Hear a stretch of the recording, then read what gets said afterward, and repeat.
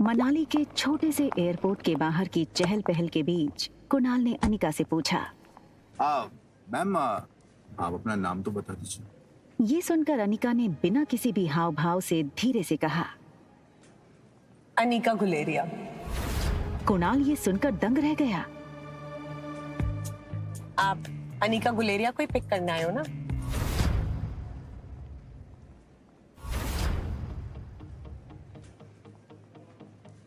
अरे वो उस मोटी को तो मैं टैक्सी में भेज दूंगा। एक काम करिए, आप दोनों मेरे साथ मेरी कार में चलिए, मैं ड्रॉप कर दूंगा आप लोग।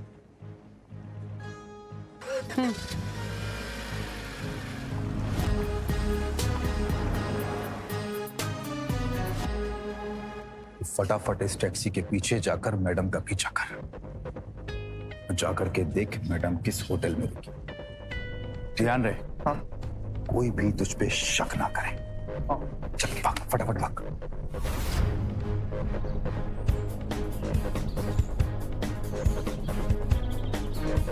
अगले 1 घंटे में अनिका की टैक्सी मनाली की सबसे बड़ी 5 स्टार होटल पैराडाइज इंटरनेशनल में दाखिल हुई। रुकिए। लेकिन उसका पीछा कर रहे राजू को होटल के मेन गेट पर ही रोक दिया। होटल का प्रीमियम इंटीरियर्स और फर्नीचर्स, आकर्षित एम्बियंस और वेलकमिंग स्टाफ को देखकर समझ आ रहा था कि क्यों देश विदेश से आए टूरिस्ट्स मनाली के इस शानदार होटल में रहना पसंद करते थे।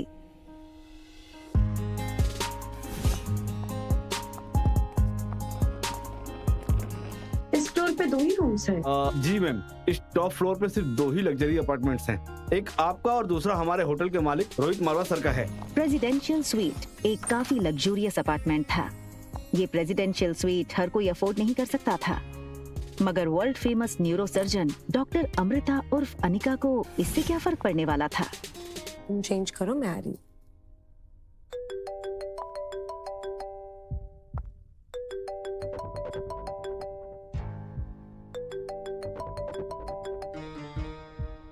Hello Anika, what kind of behaviour is this?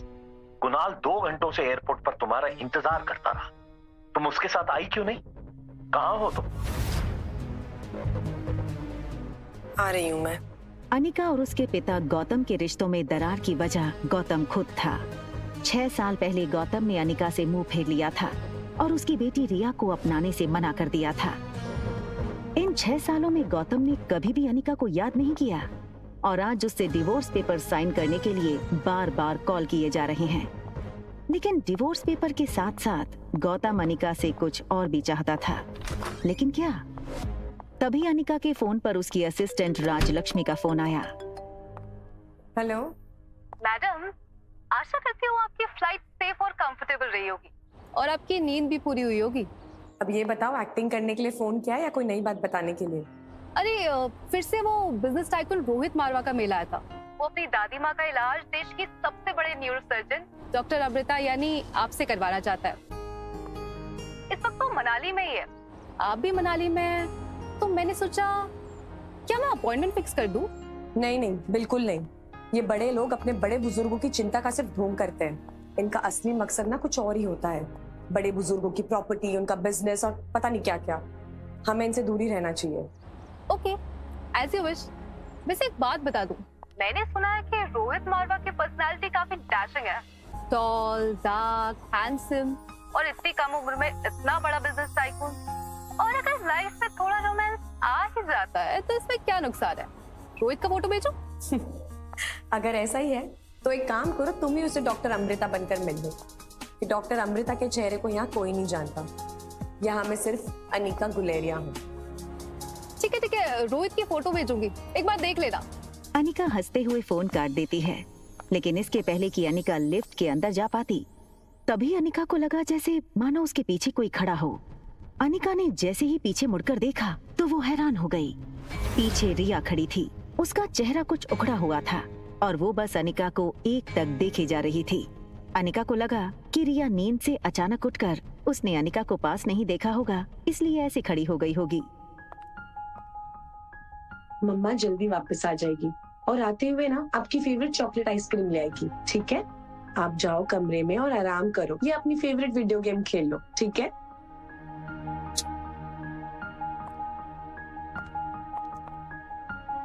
सीधा कमरे में ही जाना, okay? Mamma loves you and she miss you a lot. बाहर जाने की जल्दी में अनिका एक बात भूल रही थी कि उसने अपने कमरे का दरवाजा बाहर से बंद किया था। फिर भी रिया रूम से बाहर कैसे आ गई थी? तभी एक टॉल और हैंडसम आदमी होटल के टॉप फ्लोर के कॉरिडोर में तेजी से चलता हुआ आता है। ये आदमी था मारवा इंडस्ट्रीज का सीईओ रोहित मारवा।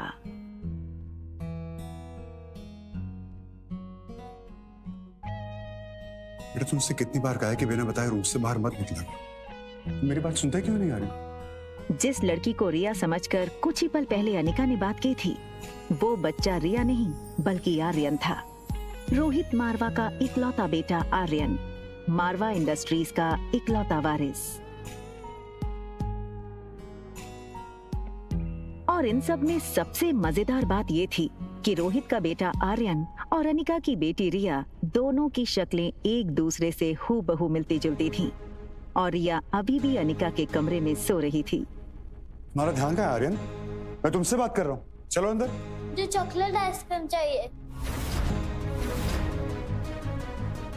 ये सुनकर रोहित थोड़ा हैरान हो गया। हमेशा गुमसुम और गुपचुप रहने वाला आर्यन का बर्ताव आज रोहित को कुछ अजीब लग रहा था। आर्यन के गाल पर लिपस्टिक का निशान देखकर रोहित हैरान हो गया।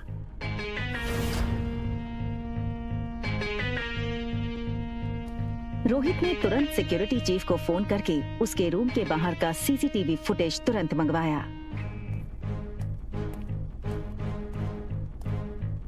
फुटेज में रोहित ने जो देखा वो देखकर वो दंग हो गया। आर्यन एक ऐसा बच्चा था जो किसी अजनबी से तो दूर बल्कि रिश्तेदारों से भी ज्यादा बात नहीं करता था। ना ही उसके पापा के अलावा किसी के साथ मिक्स होता था।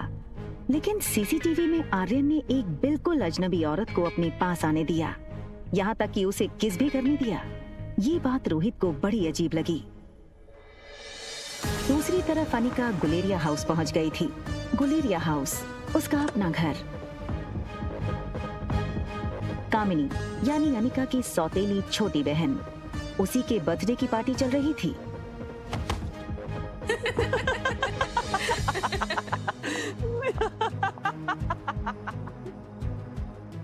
जैसे ही उस लड़की को अनिका ने देखा, उसे याद आया कि वो लड़की उसकी बुआ की बेटी प्रीति है। अगले साल मिस हिमाचल बनोगी और उसके बाद मिस इंडिया। क्या तुम अभी भी कहोगे कि तुम्हारी अनिका दीदी मुझसे ज्यादा खूबसूरत है? हाँ, अनिका दी सबसे ज्यादा सुंदर है। अच्छा, तो एक काम करते हैं, वोटिंग करते हैं। तो आप लोग वोट करोगे इस मोटी और मुझ में ज्यादा खूबसूरत कौन है, ठीक है? ये बात कहकर कामिनी ने अपने एक दोस्त से सिगरेट जलाने का लाइटर लिया और उससे अनिका की फोटो जला दी।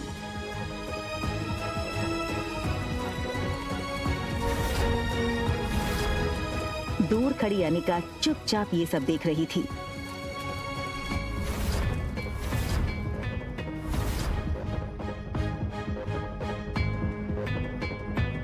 सो गाइस, आप वोटिंग के साथ तैयार हैं? तो बताओ मुझे कितने वोट? कामिनी, कामिनी, कामिनी, कामिनी, कामिनी, कामिनी, कामिनी, कामिनी। बेचारी प्रीति, सारे वोट्स तो मुझे ही मिल गए और तुम हार गई। चलो कोई बात नहीं, अब हार ही गई हो तो इसकी सजा तो मिलनी होगी। तो तुम्हारी सजा ये है कि तुम्हारी इस खूबसूरत मोटी दीदी की फोटो तो मैंने इस जूस के ग्लास में डाल दी, तो बस तुम्हें अब इसे पीना है। चलो। दिन ना की अनिका को बचपन में छोटी बुआ से ही माँ का प्यार मिला था और प्रीति मानो अनिका की कजन नहीं बल्कि सगी छोटी बहन हो। अनिका दी, हाँ,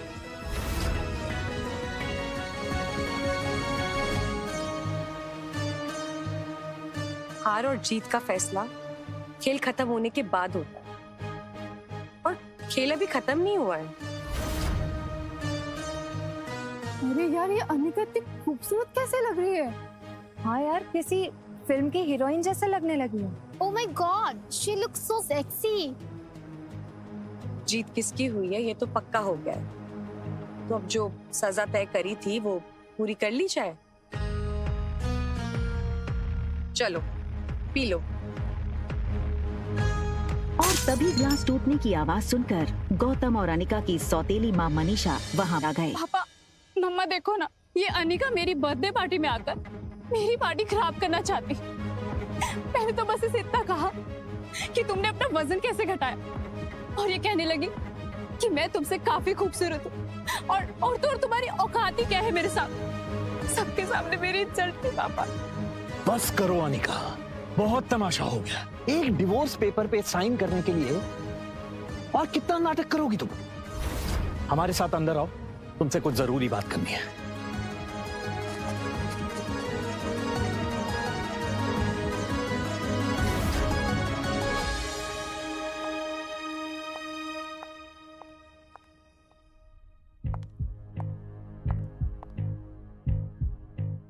छह साल बाद अपनी बेटी से मिलने की कोई भी खुशी न जताते हुए वो सीधे मुद्दे की बात करना शुरू करते हैं। देखो अनिका, जो हो गया सो हो गया। हमें और परेशान करके तुम्हें क्या मिलेगा? तुम मेहरबानी करके इन 2 कागजात पर साइन कर दो। मैं तो सिर्फ डिवोर्स पेपर साइन करने आई थी, ये दूसरे पेपर्स? दरअसल तुमसे डिवोर्स लेने के बाद हम, यानी कि मैं और तुम्हारी नई माँ, ये चाहते हैं कि कुणाल और कामिनी की शादी हो जाए। कुणाल को भी इस शादी से कोई एतराज नहीं है और कामिनी तो पहले से ही कुणाल को चाहती थी। बस कुणाल के दादाजी की एक ही इच्छा है। दरअसल तुम्हारी माँ के गुजरने के बाद उसकी जो फार्मा कंपनी तुम्हारे नाम हो गई थी, वो कंपनी तुम अपनी छोटी बहन कामिनी को शादी में तोहफे में दे दो। मैंने सारे कागजात तैयार करवा दिए हैं, बस तुम इन पे सिग्नेचर कर दो।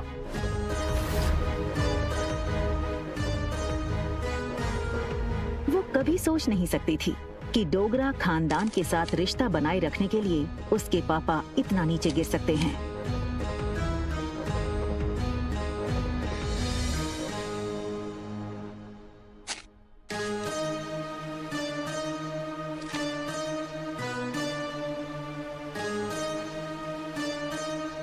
अपना कहलाने को इस दुनिया में इस कंपनी के अलावा मेरे पास कुछ नहीं है।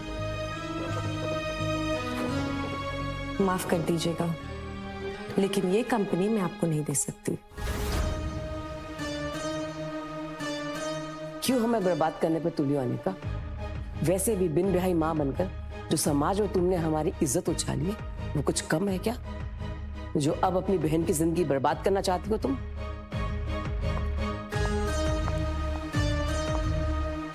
तुम्हें क्या लगता है कि अगर तुम कंपनी मेरे नाम नहीं करोगी तो कुणाल मुझसे शादी नहीं करेगा? वहम है तुम्हारा। कुणाल मुझसे शादी इसलिए करना चाहता है क्योंकि वो मुझे पसंद करता है, ना कि तुम्हारी उस फैक्ट्री के लिए, जैसे उसे तुम्हारे साथ करनी पड़ी। लेकिन तुम ये सब नहीं देख सकती हो क्योंकि तुम मुझसे बचपन से ही चलती हो। कौन किससे जलता है ना, इसका नमूना तुम बाहर देख चुकी हो। बचपन में अनिका का फायदा हर कोई उठा ले जाता था। आज अनिका को इस तरह सबके अरमानों पर पानी फेरता हुआ देख सब लोग गहरे शौक में थे। समझती क्या हो अपने आप को?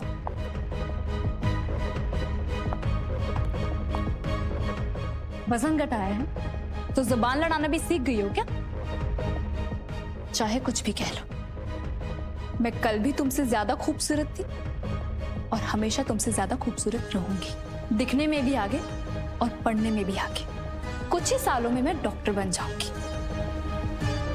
मुझ जैसी लड़की को छोड़कर कुणाल तुम्हारे पास कभी वापस आ ही नहीं सकता।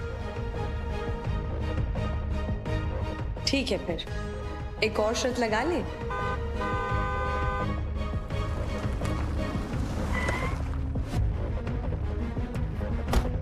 कहाँ गई ये मोटी? 2 घंटा इसने मुझे एयरपोर्ट पे वेट कराया। अनिका, कहाँ हो तुम? क्या कुणाल अनिका को